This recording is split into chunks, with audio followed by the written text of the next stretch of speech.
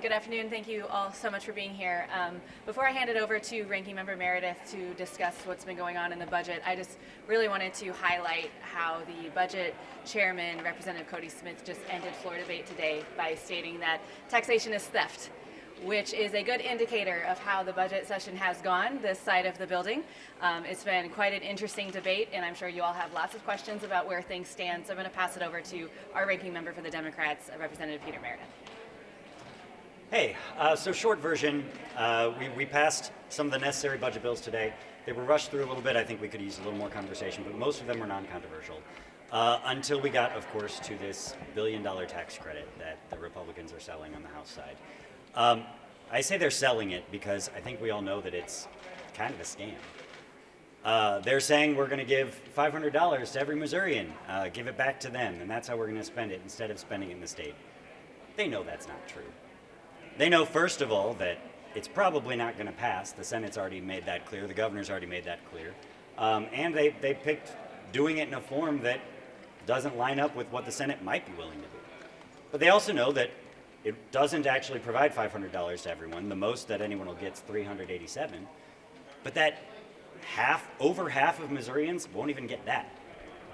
And the third of Missourians that make the least, that do the day-to-day jobs that keep us running, that have been the essential workers over the last couple of years, or seniors on fixed incomes who are probably hurt the hardest from inflation, again, one of the reasons they say that this is needed, they're getting nothing from this. Nothing at all. Now, we heard a couple comments, I think, that sort of illustrate why that's the case. And that's, they want to give this money back to the people they think deserve it. They're of this mindset that if you're doing well in the economy, you should get money back because you showed that you earned that. But if you're not doing well in this economy, good luck to you. That's their philosophy on the state budget. And that's what this bill does. And it fits, honestly, with the budget chairman and the bill sponsor earlier this session when we talked about the minimum wage for state workers going up to $15, and he tried to kill that. He said, well, some people in certain jobs, they don't deserve $15 an hour. They don't deserve it. Now, Democrats over here have consistently said, we're okay with giving money back to Missourians. We think that's a really healthy way to consider using some of this money. In fact, Representative Windham over here suggested that first on this side of the building with a budget bill amendment that they voted down. What we're not okay with is giving it to the wealthiest Missourians and giving nothing to the folks that are actually struggling right now the most. They call this in the bill an economic recovery tax credit. But we heard him say on the floor it's not about economic recovery. If it were, it would go to the people that need help recovering. That's not what this is. This is a political scam, and I'm frustrated by it. And I think Missourians ought to be too, because they're being lied to. They moved really quickly on this. This bill was released. It had the backing of House leadership. It was referred to budget. There was a rule wave to get it to the floor. It was perfected and thoroughbred within a week. Why do you think this was acted on so quickly? It was introduced pretty late in session. What are your thoughts on that? Honestly, I think it's because they passed a budget on the House side that the amount of money they left on the table was ridiculous. And they heard a lot of people say, are you kidding me? Why aren't you putting that money into things that matter? And so they scrambled. They saw Representative Windham's idea and they were like, oh, maybe we can say we're for something like that. And now look like they're trying to do something with that money. The reality is, I think they may well be trying to end up in a position where that money still sits in the Treasury. They don't expect this to pass, like I said, but this way they get to act like they tried to do something with that money when they really didn't. But the rush, I also have to say, was completely irresponsible. We didn't even have time to really get proper questions answered from the Department of Revenue. They were scrambling. They were handed it after a political theater announcement that it was happening. The fact that the budget chair and the Speaker of the House said they'd been working on this for months when they'd never spoken to the Department of Revenue about it or anyone else that could have actually provided them guidance on how it would work. They hadn't worked with the senators or the governor on it. I think it was pretty obvious it was a last-minute scramble to make something up. But then we lacked the due diligence to even get concrete information. We had less than 24 hours between the hearing on it in committee and the floor to offer or to prepare amendments to it. They just wanted to get something to move forward so they could act like that they were actually trying to do something with this money. Many of the items House Democrats, wanted got put back in over in the Senate with the budget. As the budget bills work their way through the final weeks of the process, do you think those will remain, or in conference those things might get taken out, especially with Representative Smith's, attitude towards spending? Well, we can't predict anything with too much confidence, but I can say we're very excited about a lot of the work the Senate has done. They've taken a lot of our proposals and included them in their version of the budget. And honestly, I think they're being much more responsible with that money than the House Republicans were. Whether it all stays in, we're optimistic. We think we've got a lot of folks on this side of the aisle that are going to want to keep that money in too. There may be a couple of things that we'd like to keep in that maybe they cut as well. But my hope is we end up with a budget that is a whole lot better than the one that left here. Yesterday, Lincoln Huff went ahead and, you already know what I'm going to say, went ahead and pulled out some money. He said that he was frustrated with the AG's office, which is why he pulled out the money for all these lawsuits. Your thoughts? Couldn't have said it better myself. It's nice to hear it come from a Republican, I gotta say.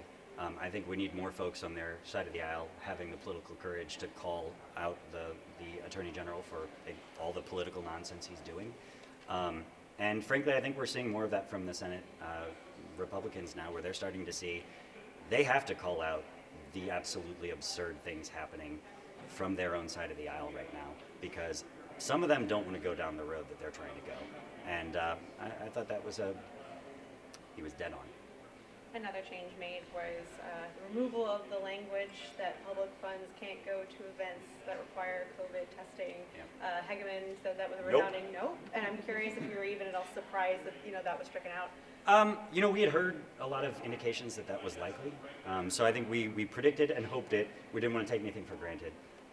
But I was glad to see that it was taken out so definitively and with such enthusiasm, and really without anyone objecting to taking it out. We'll see on the Senate floor.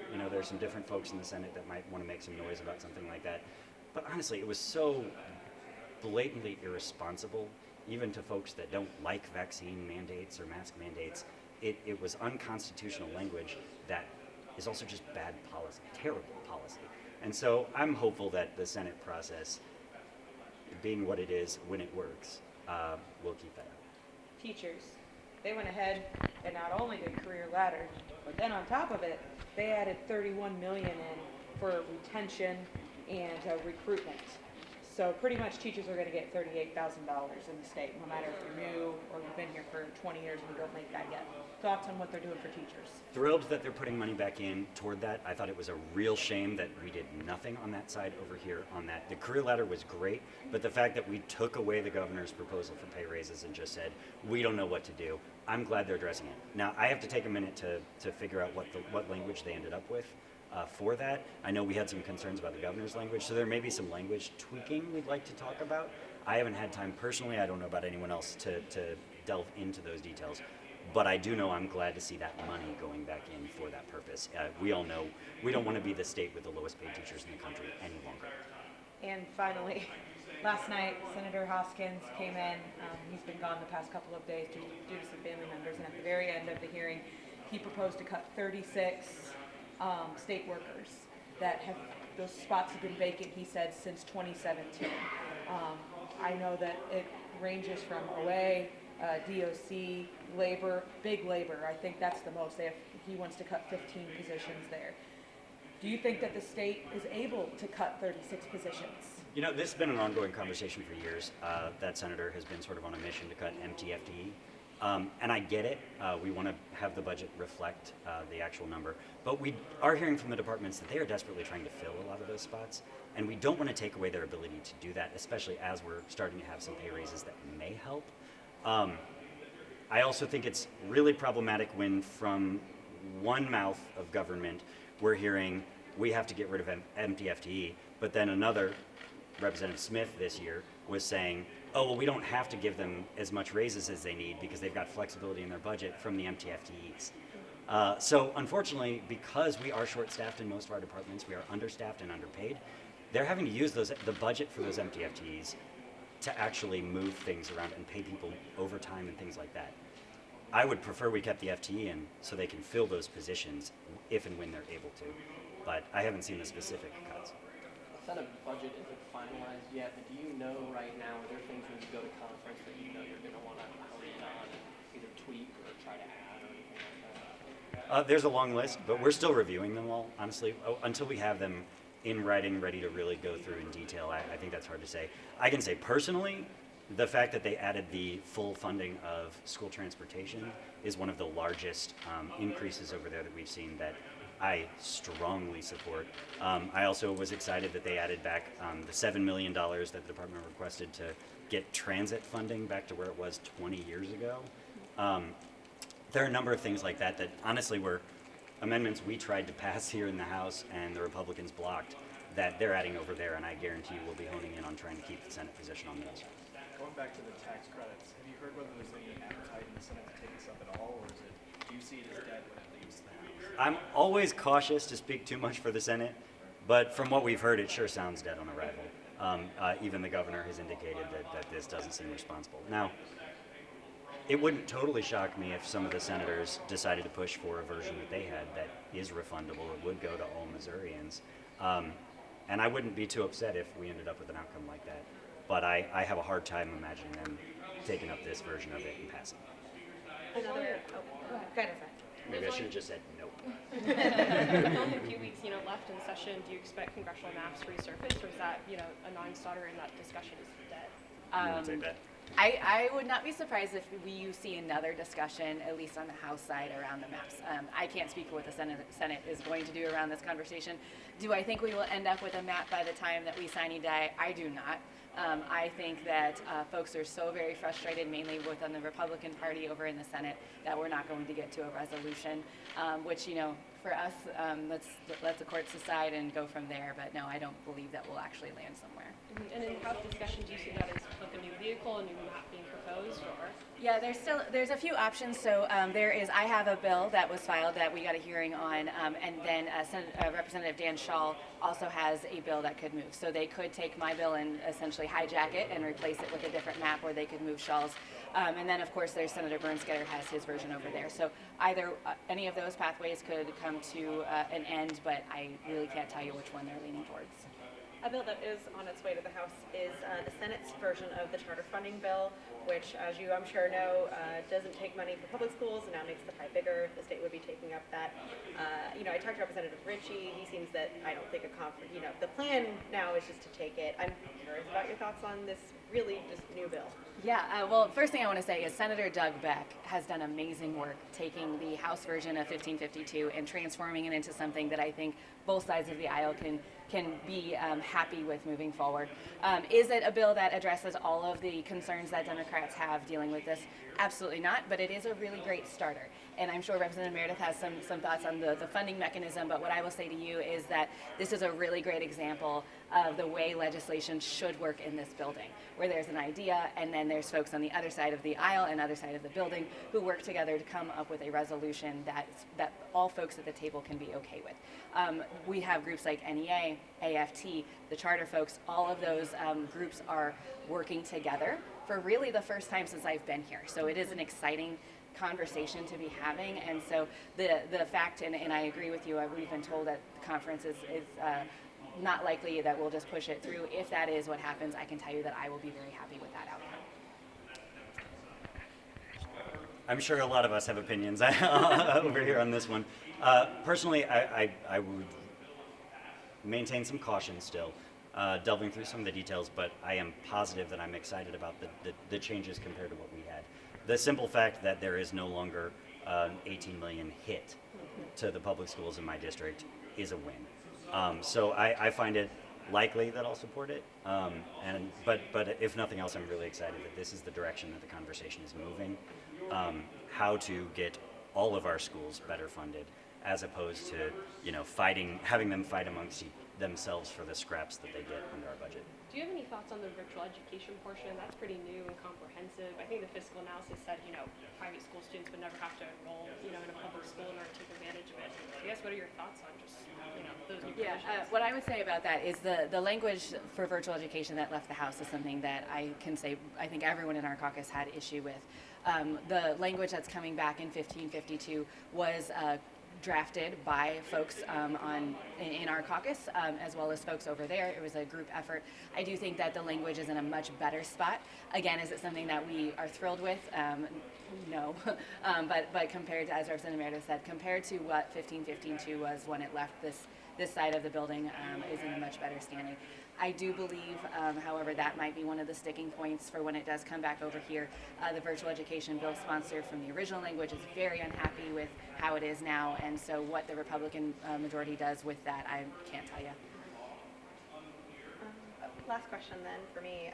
It seems that with supplemental budget, with the fiscal year regular budget, this charter bill, it seems that bills that you're sending over to the Senate, not all of them, but some of them are coming out more favorable, even with the dysfunction of the Senate. I'm just curious, at least for favorable for Democrats, I'm curious of your thoughts on how that's going. That certainly seems to be our perspective on it too. Look, what we see, or what I see happening for one, is that while there's a lot of loud craziness happening on the Senate side, at least in budget conversations, they seem to have what I consider to be a governing bipartisan majority that's sort of winning out. And I mean, when we over here on our side of the building as Democrats are essentially advocating to support the governor's positions on all of these things, they're obviously in a bipartisan place to begin with. But what's happening in the House is partisan extremism seems to be winning out instead. And then over in the Senate, while the partisan extremism may be loud rhetorically, what is hopefully winning out more over there is that bipartisanship, that more common sense approach to how can we use the money that we have right now and actually invest it in Missouri. And I'm grateful that we've got Republican senators working on that, and even the governor at times working on things we agree with over here. And the one thing I will add to that, while I completely agree when it comes to the budget that things are going very much favorably, and with some of the legislation, as you indicated, coming back, it is important to note that as of today, we have, I believe, TAFP2 bills. And so compared to historically things functioning in a bipartisan way, I mean, absolutely not. Things are still very chaotic here and very much a mess. But, you know, it's interesting to see how the budget is coming forward this year in a time when things are in such disarray in this building, that is the one place that we're able to coalesce around. And I'm very happy about that. As we have said many times this year, we are in such a unique opportunity. We have a unique opportunity right now to invest in Missouri in a way that we've never been able to before. So I'm very grateful that folks in the Senate especially are being responsible right now and having actual discussions instead of what's happening in the House, where we're seeing these primary elections again, where folks are trying to out-extreme each other so that they can get talking points to make their campaign commercials, is what's winning out the day when it comes to public policy. At least in the budget on the Senate, we're not seeing that, and I hope that continues. Quick question on the Parents' Bill of Rights, what it's called, passing out this week. There were some Republicans as well who took issue with the language as it's currently written. There were some concerns about how it could open districts up in a lawsuit. So I'm curious what your guys' take on that legislation. So even with the lawsuit side of it, with the Parent Bill of Rights, the big piece of that to me is the critical race theory, or the conversation of trying to ban books in education. I think that it's important for us to note that if we're doing that, we're not in ourselves being responsible or truthful in history. So I don't think that the courts will allow that. I don't think that teachers will allow it. I don't think that students want to learn in a dictatorship kind of teaching environment. So I'm hoping that, you know, with the courts conversation, that we can do something, or the courts will step in, but I hope that it does not pass. Yeah, I'd just say that whole bill, I think you're right that we had some bipartisan opposition to that.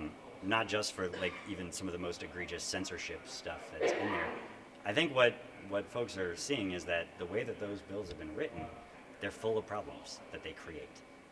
They're trying to appease a political rhetoric fight that's just happening for campaign purposes. But the actual language that's coming out has consequences. And so folks that actually care about protecting public education, they're going to oppose those bills because those consequences are real, and they're dangerous, and they're harmful for our schools. And we can't afford for those to pass. Thank you all so much. Thank you.